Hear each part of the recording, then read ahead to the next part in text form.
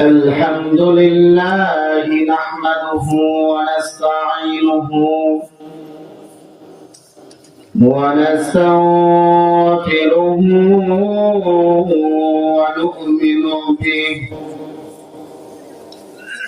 ونؤمن به ونتوكل عليه ونعوذ بالله من شرور أنفسنا ومن سيئات أعمالنا من يهد الله فلا مضل له ومن يضلله فلا هادي له ونشهد أن لا إله إلا الله وحده لا شريك له لا ضد له ولا ند له ولا مثل له ولا مثال له لا رزاق إلا الله ولا راحم إلا الله لا غفار إلا الله ولا ستار إلا الله ونشهد أن سيدنا ونبينا وصفينا وحبيبنا ورسولنا وصديقنا وأولانا ومولانا محمدا عبد الله ورسوله صلى الله تعالى عليه وعلى آله وأصحابه وبارك وسلم أما بعد فأعوذ بالله من الشيطان الرجيم بسم الله الرحمن الرحيم يا أيها الإنسان ما غرك بربك الكريم وقال رسول الله صلى الله عليه وسلم الكيس من كان نفسه وعمل لما بعد الموت صدق الله مولانا العظيم وصدق رسوله النبي الكريم سبحانك لا علم لنا إلا ما علمتنا إنك أنت العليم الحكيم اللهم ربي سلم وسلم دائما أبدا رب اغفر وارحم وأنت خير الراحمين বাগের চরপাড়া বাইতুল মামুর জামে মসজিদ কর্তৃক আয়োজিত আজ ইসলামী কনফারেন্সের সম্মানিত সভাপতি, দিগার মুআজ্জাজ মুহতারাম মুকাররম উলামায়ে কেরাম, সম্মুখপানে সমাবেত দিনদার ইমানদার মুমিন মুসলমান বাবা ও যুবক ভাইয়েরা, পর্দার আড়াল থেকে কোরআন ও হাদিসের আলোকে আলোচনা শুনছেন আমার সম্মানিত ধার্মিকা মা ও বোনেরা, আল্লাহ রাব্বুল আলামিন আমাদেরকে আজকে এই মসজিদের সামনে জান্নাতের বাগানে রহমতি বরকতি জান্নাতি পরিবেশে আল্লাহ রাব্বুল আলামিন কোরআন ও হাদিসের আলোচনা বলা ও শোনার মতন তৌফিক দান করেছেন। এজন্য আমরা অন্তরের অন্তরস্থল থেকে বুক ভরে মন ভরে উচ্চ আওয়াজে সমস্বরে একসাথে জুড়ে বলি তো আলহামদুলিল্লাহ। কৃতজ্ঞতা জ্ঞাপন করছি এলাকার যুবক ভাইদের প্রতি এবং গণ্যমান্য ব্যক্তিদের প্রতি যারা অক্লান্ত পরিশ্রম করে একটি মাহফিল করলে দীর্ঘ 1 মাস পর্যন্ত মেহনত করার পরে আজকের এই ফসলটা কিন্তু তারা এখানে উপস্থাপনা করেছে। আমি আপনাদের কাছে করজোড়ে আমি অনুরোধ করব, এখনো যারা আছে দোকান পাঠে বাড়িতে অনার্থক ঘোরাফেরা করছেন, আশা রাখি আপনারা অতি শীঘ্রই অতি সত্বর মাহফিলের স্প্যান্ডেলের নিচে জান্নাতি সামিয়ানার তলে রহমতি জায়গাতে এসে যাবেন। উলামায়ে কেরাম আমার পরে একের পর এক চলে আসতে থাকবেন, আলোচনা করতে থাকবেন, দিল ভরে মন ভরে আলোচনা শুনবেন। কোরআন ও হাদিসের আলোচনা হবে, বাহিরে হবে না। কোরআন ও হাদিসের আলোচনা শোনার জন্য যে যেখানে আসি আমরা চলে আসি। আল্লাহ রাব্বুল আলামিন মাহফিল কর্তৃপক্ষ সহ আমাদের সকলকে কবুল করুন, জুড়ে বলেন আমিন। মুহতারাম হাজিরিন, আমি আপনাদের সামনে কোরআনুল কারীমের একটা আয়াতে কারিমা তেলাওয়াত করেছি। নবীজির অসংখ্য হাদিস থেকে আমি হাদিসের এক অংশ তেলাওয়াত করেছি। আশা রাখি আল্লাহ রাব্বুল আলামিন যদি তৌফিক দান করেন, কোরআনের আয়াত ও হাদিসের সমন্বয়ে কিছু কথা আপনাদের সামনে পেশ করব। আল্লাহ রাব্বুল আলামিন আমাদেরকে শোনার এবং বলার মতন তৌফিক দান করেন, আবার বলেন আমিন। মুহতারাম হাজিরিন, আল্লাহ রাব্বুল আলামিন কোরআনুল কারীম আমাদের নবী, বিশ্ব নবী, আকায়ে নামদার, তাজদারে মদিনা, জিগার গোশায়ে আমেনা মুহাম্মদ আরবি মুহাম্মদ রাসূলুল্লাহ সাল্লাল্লাহু আলাইহি ওয়াসাল্লামের উপর এই গোটা কোরআনকে 23 বছরে নাযিল করেছেন, যে কোরআনের মাধ্যমে আমাদের সকল সমস্যার সমাধান এই কোরআনে পাওয়া যাবে। আপনার আমার প্রশ্ন যতই কঠিন হোক, কোরআন তা সহজ করে আপনাকে বুঝায় দিবে। নবীজির অসংখ্য হাদিস ভান্ডার আমাদের সামনে রেখে গেছেন, ওই হাদিস থেকে আমরা সমাধান খুঁজলে আমরা সমাধান পেয়ে যাব। আজকে যে যুবক ভাইয়েরা মেহনত করে এই ইসলামী কনফারেন্সটা আপনাদেরকে উপহার দিয়েছে, মুরব্বীরা দিয়েছে এবং গণ্যমান্য ব্যক্তিরা মেহনত করে দিয়েছে, তারা যদি ইচ্ছা করতো তাহলে কত না কিছুই করতে পারতো, কিন্তু আল্লাহ পাক তাদেরকে তৌফিক দান করেছেন বিদায় আজকে এই জান্নাতের বাগান সাজানোর মতন আল্লাহ তাদেরকে তৌফিক দান করেছেন। আলহামদুলিল্লাহ। আল্লাহ রাব্বুল আলামিন কোরআন নাযিল করে নবীজি সাল্লাল্লাহু আলাইহি ওয়াসাল্লামকে বলেছেন, ইয়া মুহাম্মদ, এই কোরআন আমি তোমার কাছে আমানত দিয়ে দিলাম। আল্লাহ তাআলা কোরআনকে পাহাড়ের কাছে আমানত রেখেছিলেন, পাহাড় অস্বীকৃতি জানিয়েছে। আল্লাহ তাআলা জমিন ও আসমানের কাছে রেখেছিলেন, তারা অস্বীকৃতি জানিয়েছে। কোরআন এত ভারী, এটা তারা সহ্য করতে পারবে না, আসমানও সহ্য করতে পারবে না, জমিনও সহ্য করতে পারবে না। অতঃপর আল্লাহ তাআলা মানুষের কাছে যখন এই কোরআন রাখার আমানত রাখার প্রশ্ন করলেন, মানুষ তখন উত্তর দিল, পারি আর না পারি তো কোরআন আমরা বহন করে নিব। এই মূল্যবান জিনিস কখনো ছাড়া যায় না।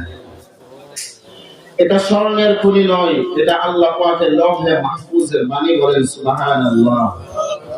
এই কোরআনের তেলাওয়াত যখন আমরা কান দিয়ে শুনতে পাই, তখন আমাদের অন্তরটা ঝরিয়ে যায়। কোরআনুল কারীমের মধ্যে আছে মুমিনের সিফত হলো, যখন মুমিনের সামনে কোরআনের আলোচনা করা হবে, মুমিন তখন জাহান্নামের ভয় তার অন্তরে চলে আসবে, জান্নাতে ঢোকার মতো আশা তার অন্তরে চলে আসবে। যখন কোরআনের তেলাওয়াত মুমিনের সামনে করা হবে, মুমিনের অন্তরটা কেমন যেন কম্পন সৃষ্টি হয়ে যাবে, এবং কখন মৃত্যুর পরে জান্নাতে ঢুকবে মুমিন পাগল হয়ে যাবে। এজন্য মুহতারাম হাজিরিন, আমরা কোরআন থেকে আলোচনা শুনবো ইনশাআল্লাহ। আল্লাহ রাব্বুল আলামিন, আমি যে আয়াতে কারিমা তেলাওয়াত করছি, ভূমিকা আমি লম্বা করতেছি না, কারণ সময় হয়তো আমাদের উলামায়ে কেরাম অনেকে আছেন, চলে আসবেন, এদের পরে আসতে থাকবেন। তো আমি আপনাদের সামনে ভূমিকা ছাড়াই মূল পয়েন্টে ঢুকে যাচ্ছি। আল্লাহ তৌফিক দান করেন, আমিন। আল্লাহ রাব্বুল আলামিন, আমি যে আয়াতে কারিমা তেলাওয়াত করেছি, এই আয়াতের মধ্যে আল্লাহ একটা প্রশ্ন করেছেন মানুষকে। আল্লাহ প্রশ্ন করে বলতে চান যে, মানুষ, আমি তোমাকে না চাইতে সবকিছু দিলাম। এবার আপনাদেরকে আমি প্রশ্ন করি, বলুন তো, আমরা পৃথিবীতে আসার পিছনে আমরা কি আল্লাহর কাছে চাইছিলাম, না আল্লাহ আমাদেরকে এমনিতেই পাঠিয়ে দিয়েছেন? আল্লাহর কাছে আমরা দোয়া করেছিলাম? আমরা তখন ছিলামই না। আল্লাহ রাব্বুল আলামিন এই কোরআনকে আসমানের কাছে দিয়েছেন, রাখে নাই। জমিনের কাছে রাখে নাই, পাহাড়ের কাছে রাখে নাই। আল্লাহ তাআলা এই কোরআন যখন মানুষ গ্রহণ করলো, এই মানুষ বহন করাতে আল্লাহ বড় খুশি হয়ে গেছে। কেন? আল্লাহ রাব্বুল আলামিন বুখারী শরীফের এক হাদিসের মধ্যে আল্লাহ তাআলা যে মানুষকে কিভাবে সৃষ্টি করছে আর আসমান জমিনকে কিভাবে সৃষ্টি করছে, এটা বোঝানোর জন্য আমি বুখারী শরীফ থেকে একটা হাদিস আপনাদের সামনে পেশ করছি। হাদিসটি হযরত আবু হুরায়রা রাদিয়াল্লাহু তাআলা আনহু থেকে বর্ণিত। তিনি বলেন যে রাসূল করিম সাল্লাল্লাহু আলাইহি ওয়াসাল্লাম বলেছেন, خلق الله آدم على صورته وطوله 60 ذراعا। হযরত আবু হুরায়রা বলেন যে আল্লাহ রাসূল বলেছেন, আল্লাহ তাআলা যখন আদম সৃষ্টি করেছেন, তখন উনি আদমের আকৃতিটাকে এত সুন্দর করে সৃষ্টি করেছেন যে মানুষটার দিকে তাকাইলে কেমন যেন একটা মায়া আর মহব্বত জেগে ওঠে। কথা বলেন ঠিক না বেশি? আল্লাহ তাআলা আদম আলাইহিস সালামকে নিজ হাতে বানাইছেন। অন্য বর্ণনায় আছে লাম্মা খালাকাল্লাহু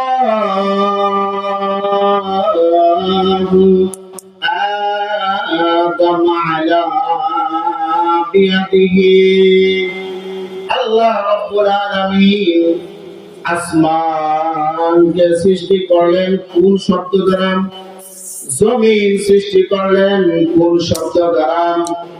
আল্লাহ পাহাড় সৃষ্টি করলেন কোন শব্দ দ্বারা? আল্লাহ আরশ, কুরসি, লৌহ, কলম, জান্নাত, জাহান্নামকে কোন শব্দ দ্বারা আল্লাহ সৃষ্টি করলেন?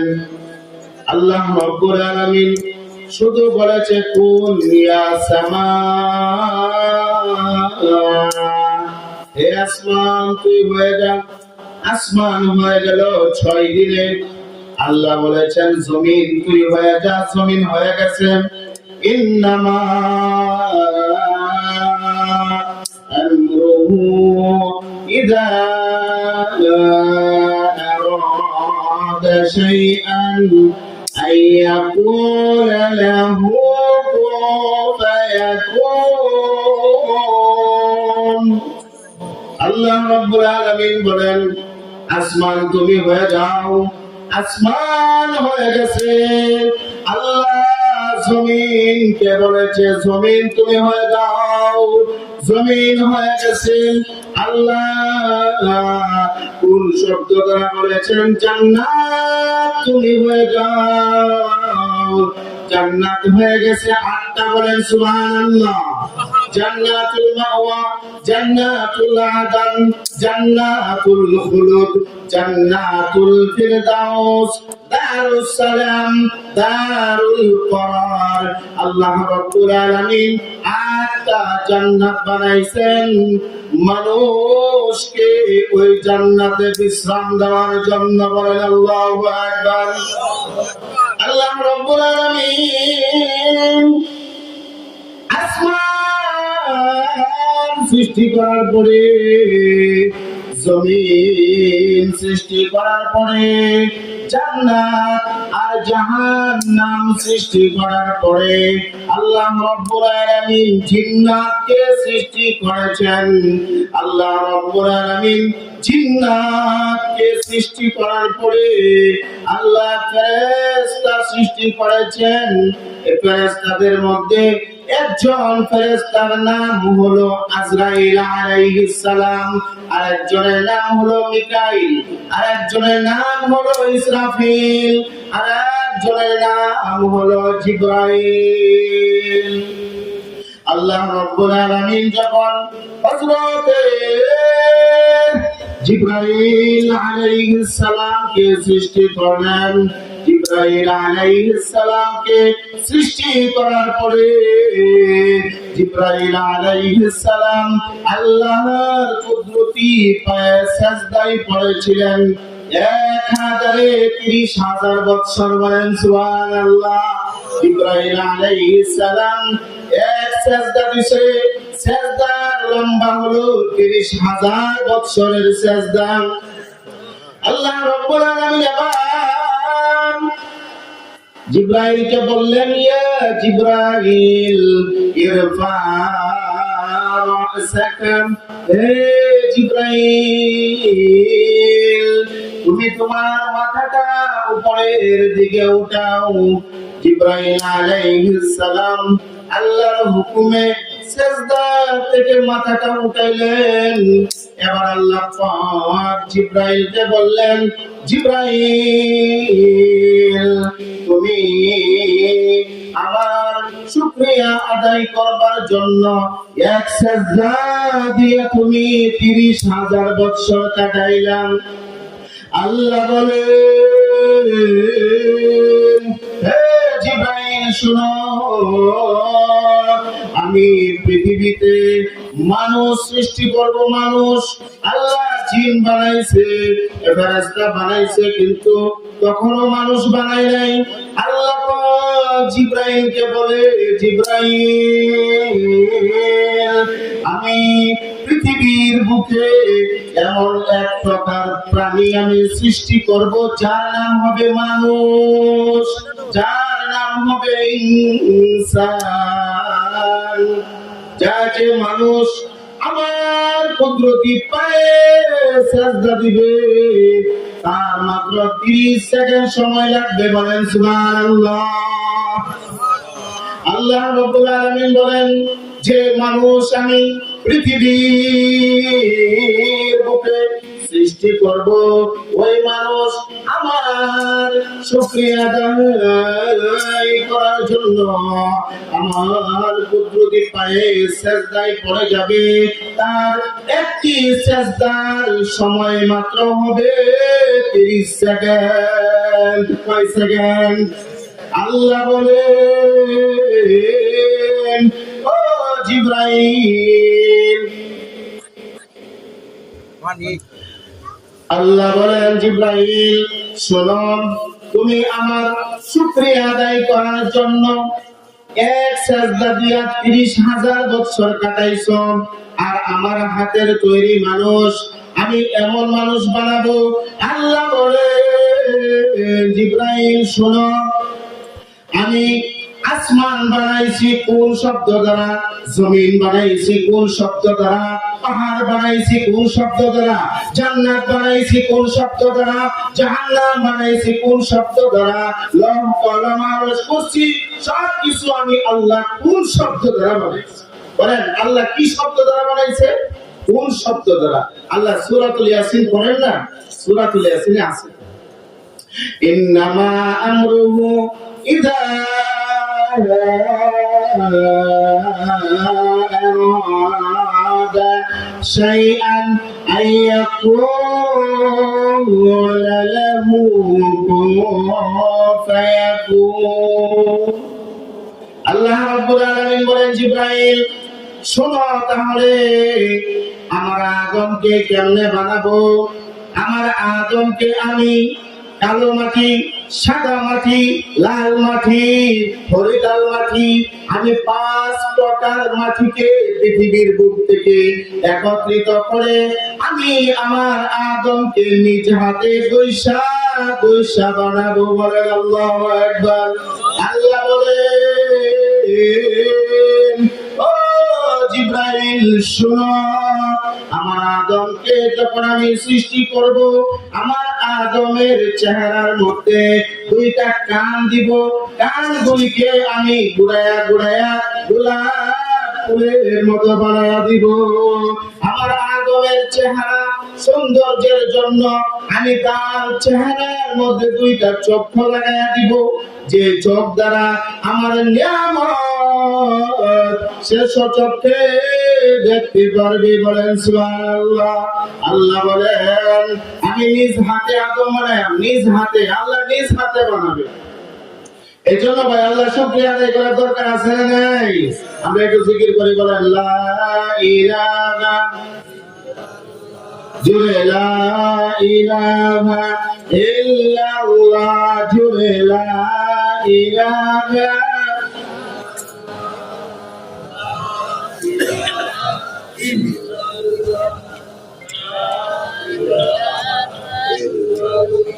জুড়ে লা ইলাহা ইল্লাল্লাহ, লা ইলাহা ইল্লাল্লাহ, আসমান জমিন গায়রুল্লাহ, পাহাড় পর্বত গায়রুল্লাহ, বলো লা ইলাহা ইল্লাল্লাহ, লা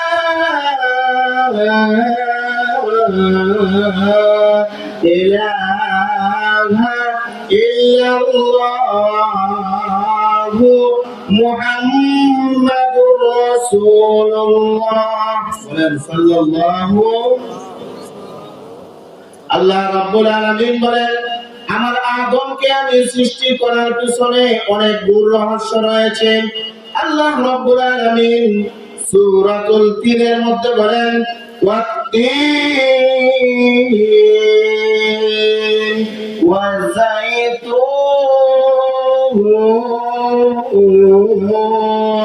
ওয়াতুরি সিনিন ওয়াহাদাল বালাদিল আমিন।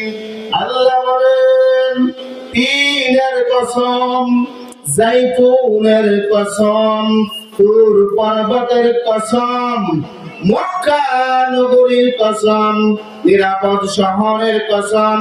আল্লাহ বলেন, কসম কসম কসম কসম। আল্লাহ এক এক করে 4টা গুরুত্বপূর্ণ বিষয়ের কসম খাইছেন। আল্লাহর কসম খাওয়ার কোনো প্রয়োজন নেই, কিন্তু আল্লাহ কসম কেন খাইছেন? গুরুত্ব বুঝাইবার জন্য। বলেন, কিসের জন্য কসম খাইছে? গুরুত্ব বোঝানোর জন্য। এবার আল্লাহ পাক বলেন, লাকাদ খালাকনাল ইনসানা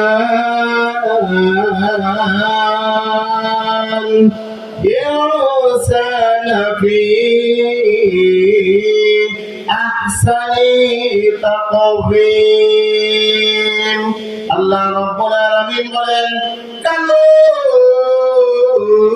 মাটি দ্বারা আমি আদমকে সৃষ্টি করার পিছনে আমার রহস্য হলো, মানুষের মধ্যে যে মানুষটা সবচাইতে বেশি কালো, গোলামে হাবশী, ওই হাবশ দেশের মানুষ অত্যন্ত কালো।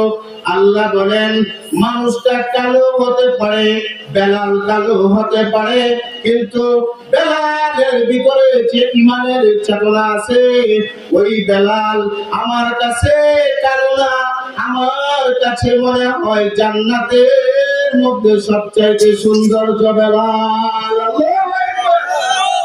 আল্লাহ আমাদেরকে সুন্দর করে বানাইছে। আল্লাহ তাআলা সুন্দর করে বানানোর পিছনে অনেক গূঢ় রহস্য লুকায়িত আছে। বিস্তারিত আলোচনা তো আর মাহফিলে করা যায় না, সময়টাকে সংক্ষেপ। উলামায়ে কেরাম আছেন, সবাই তো কথা বলবেন, শুধু একজনের আলোচনা শুনলে তো আজকে হবে না। কি বলেন? কোরআন থেকে আলোচনা হবে, হাদিস থেকে আলোচনা হবে, শুনবেন তো ইনশাআল্লাহ। আমরা অন্য কোনো আলোচনা করতে আসি নাই, আমরা এসেছি কোরআন থেকে আলোচনা শুনবো, হাদিস থেকে শুনবো। হ্যাঁ, প্রাসঙ্গিক যদি কোনো আলোচনা কোরআনের ভিতর থেকে এসেই যায় তাহলে তো আর না বলে থাকা যায় না। তো আমার বিষয় হলো আল্লাহ পাক, আমি যে আয়াতে কারিমা তেলাওয়াত করছি ওই আয়াতের মধ্যে আল্লাহ একটা প্রশ্ন করছেন মানুষ। আল্লাহ পাক বলেন, হে মানুষ, তোমাদেরকে আমি এত কিছু দিলাম, জিবরাইলের 30,000 বছরের সেজদার তুলনায় তোমার 30 সেকেন্ডের সেজদা আমার কাছে খুব দামি। মানুষ যখন একবার বলে সুবহানাল্লাহ, আল্লাহ তাআলা আসমান এবং জমিনের মধ্যবর্তী জায়গাটাকে ভৈরা নেক দিয়ে দেন। এটা সুবহানাল্লাহ বলছেন না? সুবহানাল্লাহ। এই সুবহানাল্লাহ বলার কারণে কিন্তু আপনার নামে একটা গাছ জান্নাতে ওই হয়ে গেছে। এই ছায়াটা ওই দিন দিবে যেদিন আর কোনো ছায়া থাকবে না, আর কোনো ছায়া থাকবে না। জিল্লুন ইল্লা জিল্লুহু, ওই ছায়া ছাড়া আর কোনো ছায়া পাবেন না, শুধু ঘুরঘুর করে ঘুরতে থাকবেন। কোথায় যাবেন আপনি? আরে একটা বড় সমাবেশে গেলে আপনাকে খুঁজে পাওয়া যায় না। ইস্তেমার ময়দানে একজন হারিয়ে গেলে ওই হারানো ক্যাম্প থেকে তাকে আনতে হবে। আর হাসরের মাঠটা তো অবস্থা ভয়াবহ হয়ে যাবে। ভাই, কোথায় আছি আমি? সূর্যটা তো কাছে চলে আসবে ভাই, মাটি থাকবে না, স্থির হয়ে যাবে। এমন হবে, হাদিস শরীফের মধ্যে আছে, মানুষ ঘামতে ঘামতে কাহারো গান হবে গন্ডা পর্যন্ত, কাহারো গান হবে হাঁটু পর্যন্ত, কাহারো গান হবে কোমর পর্যন্ত, কাহারো গান হবে বুক পর্যন্ত, কাহারো গান হবে ওই নাক বরাবর যখন হয়ে যাবে তার অবস্থা বড় খারাপ হয়ে যাবে। এরপরে মানুষ ওই গামের সাগরে সাঁতরাইতে থাকবে। বলুন, ওই সময় কি কোনো হিতাকাঙ্ক্ষী পাওয়া যাবে? ভাই, পাওয়া যাবে? আমরা যদি এখানে, আমি মনে করেন আপনাদের এখানে বয়ান করার জন্য আসছি, এখানে একটা বিপদে পড়ে গেলে আপনারা কিন্তু অনেকে আমাকে হেল্প করবেন। হুজুর আপনার কি হয়েছে, বা আমি যদি এখানে অচেতন হয়ে যাই বা আমি অসুস্থ হয়ে গেলে, কিন্তু আপনারা অনেকে উঠে আসবেন আমাকে ধরার জন্য, হেল্প করার জন্য। কিন্তু ওই দিন তো কাউকে পাবেন না। আল্লাহ তো কোরআনে ঘোষণা দিয়ে দিয়েছেন, يوم يفر المرء من أخيه وأمه وأبيه وصاحبته وبنيه। আল্লাহ বলেন, ওই দিন হবে পলায়ন করার জায়গা। একজন আরেকজনকে দেখা পালাবে। মা তার সন্তানের পরিচয় দিবে না, সন্তান তার মার পরিচয় দিবে না, বাবা তার ছেলের পরিচয় দিবে না, শ্বশুর তার মেয়ের জামাইয়ের পরিচয় ওই দিন দিবে না, বন্ধু তার বন্ধুর পরিচয় দিবে না, বন্ধু তার বন্ধুর পরিচয় দিবে না, বান্ধবী তার বান্ধবীর পরিচয় দিবে না। ওই দিন একটা মাত্র নেকের জন্য মানুষ গুড়গুড় করে ঘুরতে থাকবে। আদম আলাইহিস সালামের কাছে যাবে। আদম আলাইহিস সালাম বলবেন, আজকে সুপারিশ করার মতন আমার কাছে সময় নাই, আজকে সুপারিশ করার অনুমতি আমার হাতে নাই। মানুষ দৌড়ায় যাবে ইদ্রিস আলাইহিস সালামের কাছে, উনি একই উত্তর দিবেন। মানুষ দৌড়ায় যাবে মূসা কালিমুল্লাহর কাছে, তিনিও একই উত্তর দিবে। মানুষ দৌড়ায় যাবে ঈসা আলাইহিস সালামের কাছে, উনিও একই উত্তর দিবে। অবশেষে আমাদের নবী, বিশ্ব নবী মুহাম্মদ আরবি সাল্লাল্লাহু আলাইহি ওয়াসাল্লামের কাছে মানুষ গিয়া ভিড় জমাবে আর বলবে, ইয়া রাসূলুল্লাহ, ইয়া হাবিবাল্লাহ, আজকে আপনি পারবেন আমাদেরকে জান্নাতের দরজাটা খুলে দেওয়ার জন্য? আমরা আপনার কাছে এসেছি, সুপারিশটা আপনি যেন আমাদের জন্য করেন। আল্লাহ রাব্বুল আলামিন নবীজির হাতে হাউজে কাউসারের চাবিটা দিয়ে দিবেন। এবার যারা এই মাহফিলে এসেছেন, কোরআনের বয়ান শুনতেছেন, নবীজির আলোচনা শুনতেছেন, এটা কিন্তু অডিও হচ্ছে, ভিডিও হচ্ছে, এটা আপনারা বিশ্বাস করেন? দুনিয়ার বিজ্ঞানীরা যদি এই সমস্ত, এই যে ক্যামেরা লাগাইছে ভাই, আরেক ভাই কি জানে মোবাইল লাগাইছে, এটা কিন্তু অডিও ভিডিও হচ্ছে।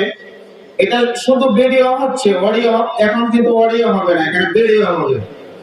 অডিও নিলে অডিও হবে। কিন্তু আল্লাহ পাকের ক্যামেরাটা এমন যেটা অডিও হচ্ছে, ভিডিও হচ্ছে। এই যে আজকে যে ভিডিওটা হচ্ছে, এই ভিডিওটা আপনি যদি চান আর এটা যদি সেভ করে রাখে, তাহলে 20 বছর পরে আপনি এটা পেয়ে যাবেন। তাহলে আল্লাহ তাআলা যে কুদরতি ভাবে যে ক্যামেরাটা লাগিয়ে আমাদেরকে অডিও ভিডিও সবকিছু করতেছেন, এটাকে হাসরের ময়দানে বেশি উঠবে না ভাই? বেশি উঠবে।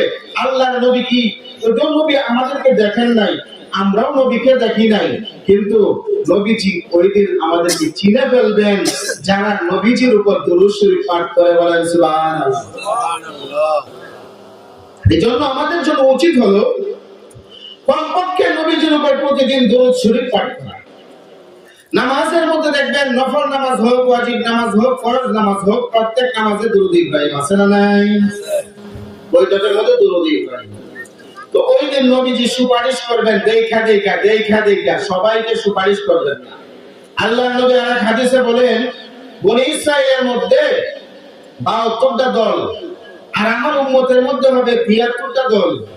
তার মধ্যে 72 দলই সমস্যা, তারা সমস্যায় পড়ে যাবে। এত ফেরকা এই দেশের মধ্যে, এই পৃথিবীর মধ্যে এত সমস্যা, 72 দলই সমস্যায় পড়ে যাবে। শুধু একটি দল থাকবে, ওই একটি দল আমার সঙ্গে জান্নাতে যাবে। বলেন সুবহানাল্লাহ। এজন্য নবীজির উপর দুরূদ শরীফ পাঠ করব এবং আল্লাহর কোরআন থেকে আলোচনা শুনব।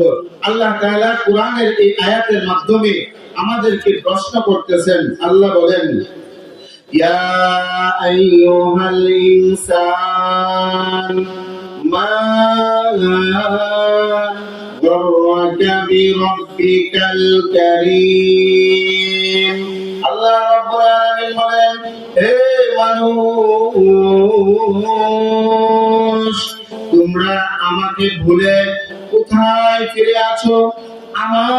আমি যে তোমাকে এত কিছু দিলাম, তোমাকে এত সুন্দর করে পৃথিবীর বুকে ছিলাম, তোমার কোনো নাম পৃথিবীতে ছিল না, তোমার বাবার নামও ছিল না, তোমার মায়ের নামও ছিল না, আরে তুমি তো কোনো কিছুই ছিলে না। অতঃপর আমি আল্লাহ তোমার আব্বার পৃষ্ঠদেশে একটা শুক্রাণু দিলাম, তোমার আম্মার সিনার মধ্যে ডিম্বাণু নামক এক প্রকার পদার্থ দিলাম।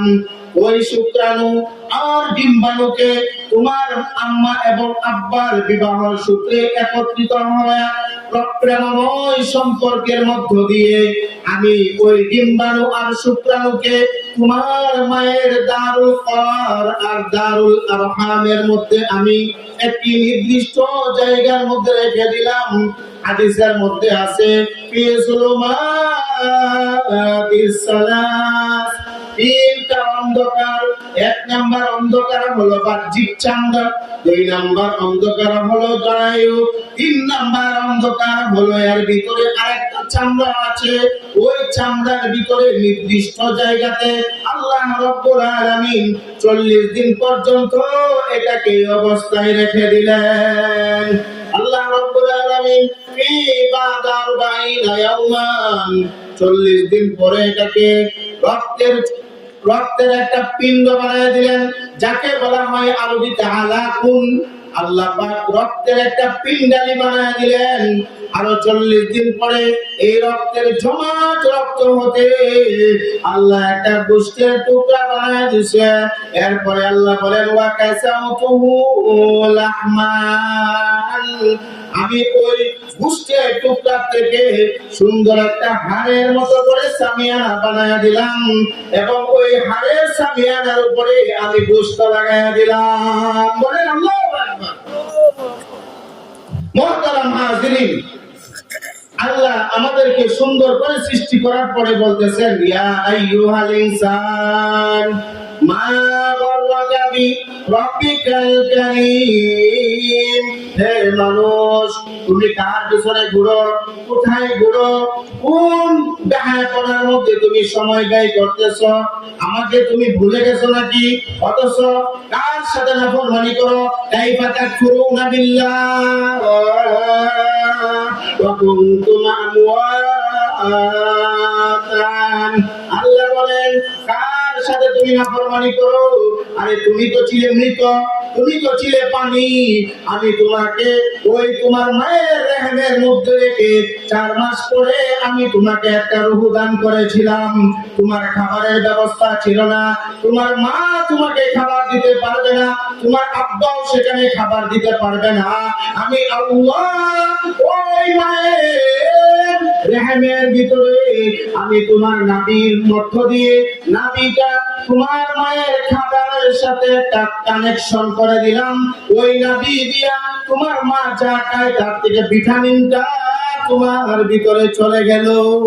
এরপরে যখন নির্দিষ্ট সময় পুরা হলো, আমি তোমাকে দুনিয়ার আমি তোমাকে দুনিয়া এই সুন্দর বাংলাদেশ দেখাইলাম, সুন্দর পৃথিবী দেখাইলাম। আল্লাহ বলেন মানুষ আমাকে ভুলিল না, আমাকে যদি ভুইলা যাও তাহলে তোমার অবস্থা আসরের ময়দানে বড় ভয়াবহ হবে। আল্লাহ রাসূল বলেন আল কাইয়িসু মান দানা নাফসাহু ওয়া আমিলা লিমা বাদাল মাউত। আল্লাহ রাসূল বলেন জ্ঞানী হলো তারাই যারা ওই ভাগ্যের এলাকায় থাকবে কিন্তু আমল করবে পরকালের জন্য। কথা বলেন ঠিক না ঠিক? থাকতে পারবেন আমল করবে পরকালের জন্য, থাকতে পারবেন আমল করবে আখিরাতের জন্য। আল্লাহ কোরআনে বলেছেন ইয়াউমা লা ইয়ানফাউ মালুন ওয়ালা বানুন। ওই দিন তোমার সন্তান আর সম্পদ কোনো কাজে আসবে না, কাজে আসবে তোমার ঈমান আর আমল। যদি ঈমান আর আমল তোমার ভালো হয়ে যায় তাহলে হাসরের ময়দানে তোমাকে সসম্মানে রাসূল হাউজে কাউসারের পানি পান করাইয়া করে জান্নাতের দরজা তোমার জন্য ওপেন হয়ে যাবে আর তুমি জান্নাতে ঢুকে যাবে। এবার আমরা হাত তুলে বলি আমরা জান্নাতে যেতে চাই তো ইনশাআল্লাহ। আল্লাহ রাব্বুল আলামিন আমাদের আমরা সবাইকে এবং এলাকাতে যারা আছে সকল ঈমানদারকে নিয়ে জান্নাতে প্রবেশ করার মতন তৌফিক দান করুন, আমিন। ওয়া আখিরু দাওয়ানা আলহামদুলিল্লাহি রাব্বিল আলামিন। আসসালামু আলাইকুম ওয়া রাহমাতুল্লাহি ওয়া বারাকাতুহু।